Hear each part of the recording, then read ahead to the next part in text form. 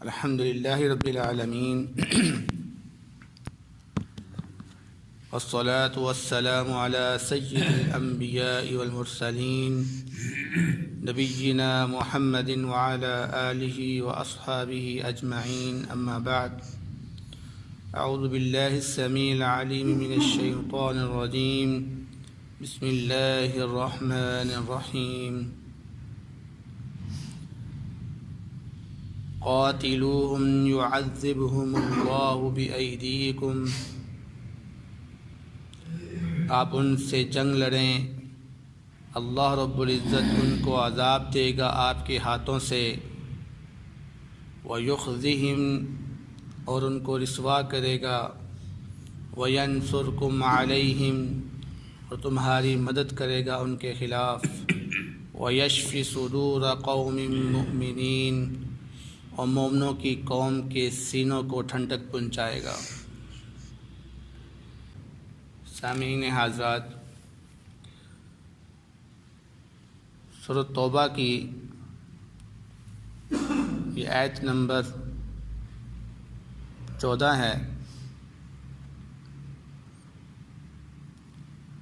اس آیت سے پہلے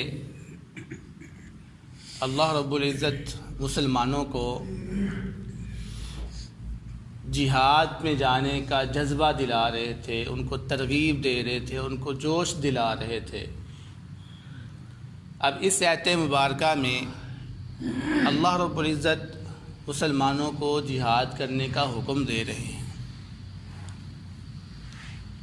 اور فرمایا قاتلوہم، تم ان کو قتل کرو، ان کے لیے جہاد کرو، یعذبہم اللہ بأیدیکم، فائدہ کیا ہوگا؟ اللہ رب العزت تمہارے ہاتھوں سے ان کو عذاب دے گا۔ اب یہاں پر ایک نقطہ ہے سمجھنے والا کہ اللہ رب العزت نے مسلمانوں کے ہاتھوں سے عذاب دینے کو پسند کیا، خود عذاب کیوں نہیں دیا؟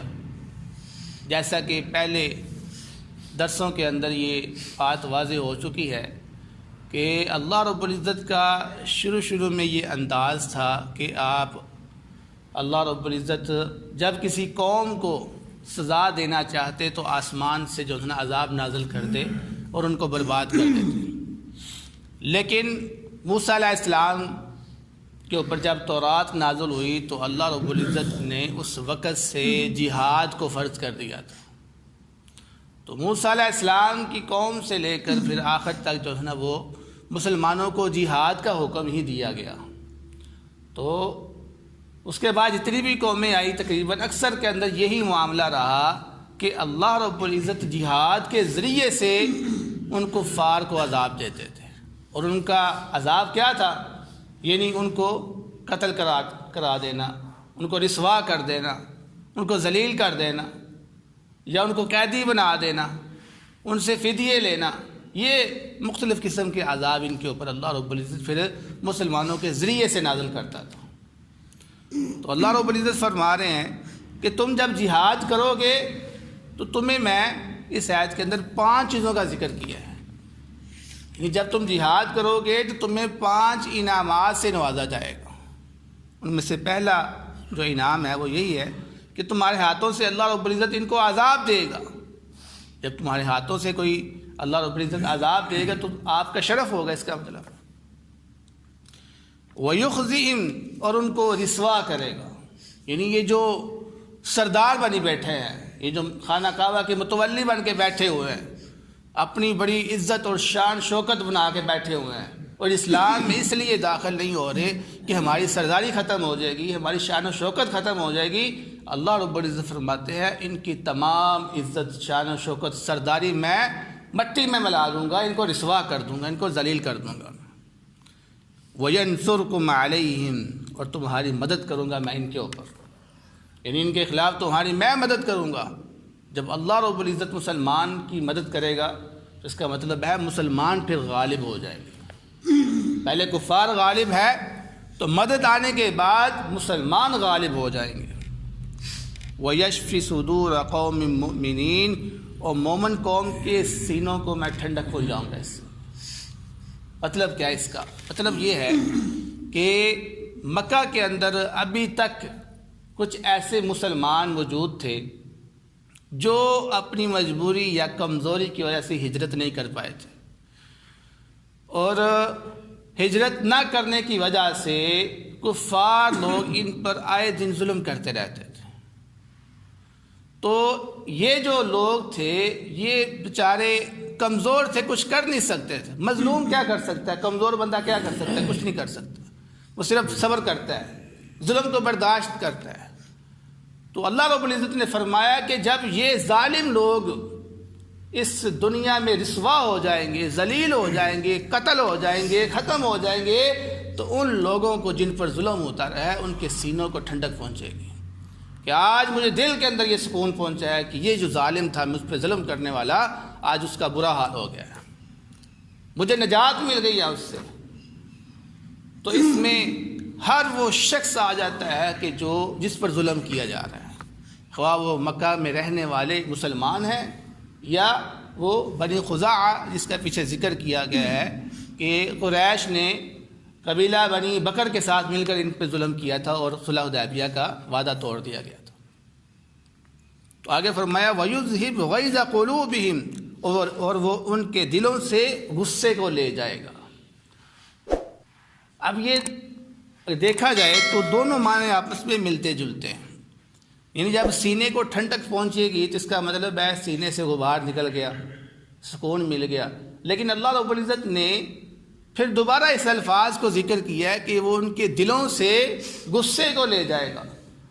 تو اس سے مراد وہ لوگ ہیں کہ جن پر ظلم تو نہیں کیا گیا لیکن وہ مسلمان تھے، اور جب وہ ان مسلمانوں کی حالت کو سنتے تھے تو ان کو غصہ آتا تھا کہ یار یہ کیا ظلم کر رہے ہیں۔ مثال کے طور پر جب سے آپ یا ہم لوگ ہیں، جب ہمارے کانوں تک یہ خبر پہنچتی ہے کہ فلسطین میں جو ہے مسلمانوں کو کاٹا جا رہا ہے، ظلم کیا جا رہا ہے، کشمیر میں یہ ہو رہا ہے، برما میں یہ ہو رہا ہے، تو ہمیں کیا آتے ہیں؟ ہمیں غصہ آتا ہے، یار اتنے ظالم، ہمارا دل کرتا ہے ہمارا بس چلے ان کو مار دیں ہم، یعنی ہمارے اندر غصہ پیدا ہو جاتا ہے۔ یعنی مراد اس سے وہ لوگ ہیں کہ جو اس طرح کی خبریں سنتے تھے اور ان کے دلوں کے اندر غصہ جو ہے نا وہ پیدا ہوتا تھا۔ اللہ رب العزت فرماتے ہیں جب یہ کافر رسوا ہو جائیں گے تو ایسے لوگوں کے دلوں کے اندر سے بھی غصہ ختم ہو جائے گا، وہ بھی کہیں گے الحمدللہ اب میرا دل جو ہے نا وہ غصے سے خالی ہے، کیونکہ آج کفار جو ہے نا وہ ذلیل ہو گئے ہیں، تباہ ہو گئے ہیں۔ یہ اللہ رب العزت نے انعامات رکھے ہیں، کس شکل میں؟ جب تم جہاد کرو گے اللہ کے راستے میں۔ آگے فرمایا وَيَتُوبُ اللَّهُ عَلَى مَن يَشَاءُ، اور وہ توبہ قبول کرے گا جس کی وہ چاہے گا۔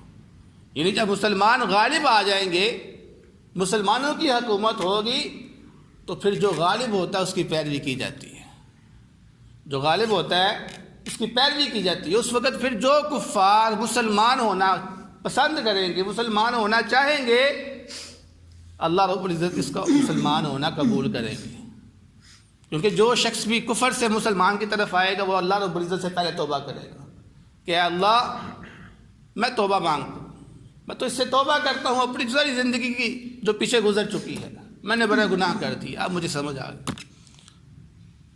تو اللہ رب العزت پھر جس کو توبہ قبول کرنا چاہے گا، یعنی جس کو ہدایت دینا چاہے گا اس کو مسلمان کر دے گا۔ اور یہ عادت ہے عام طور پر ہمارے اندر بھی پائی جاتی ہے، فطرتی چیز ہے۔ جو بھی غالب ہوتا ہے، کمزور بندہ پھر اس کی پیروی کرتا ہے، وہ حق پر ہے غالب یا باطل پر ہے، کمزور نے پیروی کرنی ہوتی ہے بس۔ تو جب مسلمان غالب آئیں گے تو کفار نے پیروی کرنی ہے۔ تو فرمایا کہ ایسے لوگوں کی پھر وہ اللہ رب العزت جس کی چاہے گا توبہ قبول فرمائے گا۔ واللہ علیم حکیم، کیونکہ اللہ رب العزت علم والا ہے، حکمت والا ہے۔ آگے فرمایا ام حسبتم ان تترکوا، کیا تم نے گمان کر لیا ہے کہ تمہیں ایسے ہی چھوڑ دیا جائے؟ یعنی یہ انعامات اللہ رب العزت ذکر کرنے کے بعد، یہ جہاد کے فوائد ذکر کرنے کے بعد، اب اللہ رب العزت مسلمانوں سے خطاب ہو کے فرما رہے ہیں کہ کیا تم نے یہ گمان کر لیا تھا کہ تم اسی طرح ہی کامیاب ہو جاؤ گے؟ نہیں نہیں، اللہ رب العزت کا یہ انداز نہیں۔ اللہ رب العزت مسلمانوں کو آزماتے ہیں، اور اس سے یہاں پر مراد یہ ہے کہ مسلمان پہلے تو جنگ عام کرتے رہے، لیکن اب جو اللہ رب العزت کی طرف سے آزمائش آئی ہے وہ کیا ہے کہ تم لوگوں نے اپنے ہی رشتہ داروں کے خلاف جنگ لڑنی ہے۔ یعنی اگر آپ کو کہا جائے کہ فلاں شخص کو یا فلاں قوم کے خلاف آپ نے جہاد کرنا ہے تو آپ کہتے ہیں جی کوئی مسئلہ نہیں، ہم کر لیں گے۔ لیکن جب آپ کو یہ کہا جائے کہ آپ نے اپنے رشتہ داروں کے خلاف جنگ لڑنی ہے تو یہ معاملہ مشکل ہوتا ہے۔ یار وہ میرا چچا، وہ میرے رشتہ دار، میری اولاد، میرا خاوند، میری بیوی، ہر ایک سوچتا ہے اپنے رشتہ دار کے بارے میں کہ میں اس کو قتل کرنے کے لیے نکلوں اب، تو یہ مشکل پہلو ہوتا ہے۔ تو اللہ رب العزت یہاں پر یہی بیان کر رہے ہیں، ام حسبتم ان تترکوا، کیا تم نے گمان کر لیا ہے تم اسی طرح چھوڑ دیے جاؤ گے عام جنگ کر کے؟ نہیں نہیں نہیں، اصل ازمائش جو ہے وہ اب یہ ہے کہ تم اپنے رشتہ داروں کے خلاف جو ہے نا وہ جہاد کرو۔ اب مکہ میں کیونکہ اثر ایک ہی خاندان تھا سارا، جس میں سے آدھے مسلمان ہو گئے تھے، آدھے کفار میں تھے۔ جب یہ مسلمان اپنوں کے خلاف لڑیں گے تو تب یہ ان کی اصل میں آزمائش ہے۔ تو معلوم ہوا اللہ رب العزت جب مومنوں کو آزماتا ہے تو سخت آزمائش کے ساتھ آزماتا ہے، اور یہ آزمائش انسان یہ مت سمجھے کہ میں پتہ نہیں حق پہ نہیں ہوں اس لیے میرے اوپر آزمائشیں آ رہی ہیں، نہیں نہیں نہیں، اللہ رب العزت مومن کو غالب کرنے کے لیے اس کا امتحان لینے کے لیے کہ کیا یہ فرما بردار بھی ہے میرا کہ نہیں، آزماتا ہے۔ تو وہی آزمائش اللہ رب العزت یہاں پہ بیان کر رہے ہیں، اور فرما رہے ہیں وَلَمَّا يَعْلَمِ اللَّهُ الَّذِينَ جَاهَدُوا مِنكُمْ، اور ابھی تک اللہ رب العزت نے یہ نہیں جانا ان لوگوں کو کہ جنہوں نے جہاد کیا ہے تم میں سے، کیونکہ اصل جو آزمائش ہے وہ اپنوں کے خلاف تم کھڑا ہونے کی ہے۔ وَلَمْ يَتَّخِذُوا مِن دُونِ اللَّهِ، اور ان لوگوں نے نہیں پکڑا اللہ رب العزت کے علاوہ، وَلَا رَسُولِهِ، اور نہ ہی اس کے رسول کے علاوہ، وَلَا الْمُؤْمِنِينَ، اور نہ ہی مومنوں کے علاوہ، وَلِيجَةً، کوئی دلی دوست۔ دلی دوست کون ہوتا ہے؟ جس کو ہم کہتے ہیں جگری یار ہے میرا، رازدان ہے، اس کو میں جو بھی بات بتاؤں یہ اپنے پاس رکھتا ہے، یا میرا یہ ہر مشکل میں ساتھ دینے والا ہوتا ہے۔ تو ایسا معاملہ ابھی تک نہیں ہوا۔ واللہ خبیر بما تعملون، اور اللہ رب العزت خبر رکھنے والا ہے ساتھ اس چیز کے جو تم عمل کرتے ہو۔ تو اس ساری آیت کا مفہوم یہ ہے، اس آیت میں اللہ رب العزت اپنے نیک بندوں کو یا مسلمانوں کو آزمانا چاہتا ہے، آزمائش دے کر، اور یہ جاننا چاہتا ہے کہ کون ان میں سے فرما بردار ہے اور کون ان میں نافرما ہے۔ کیونکہ باتیں تو ہر بندہ کر لیتا ہے، لیکن عملی نمونہ دکھا کر کے کون دکھاتا ہے کون نہیں دکھاتا، یہ اس آزمائش کے بعد پتہ چلے گا۔ اور پھر اللہ رب العزت نے فرمایا یاد رکھنا کہ میں ہر چیز کی خبر رکھنے والا ہوں، یعنی ایک ظاہری معاملات جو ہیں اس کو بھی میں جانتا ہوں، اور جو تمہارے دلوں کے اندر چھپے ہوئے ہیں ان معاملات کو، تمہاری نیتوں کو بھی میں جانتا ہوں، میں اس سے بھی باخبر ہوں۔ تو دعا ہے اللہ رب العزت سے جو سنا ہے اس پر عمل کرنے کی توفیق عطا فرمائے۔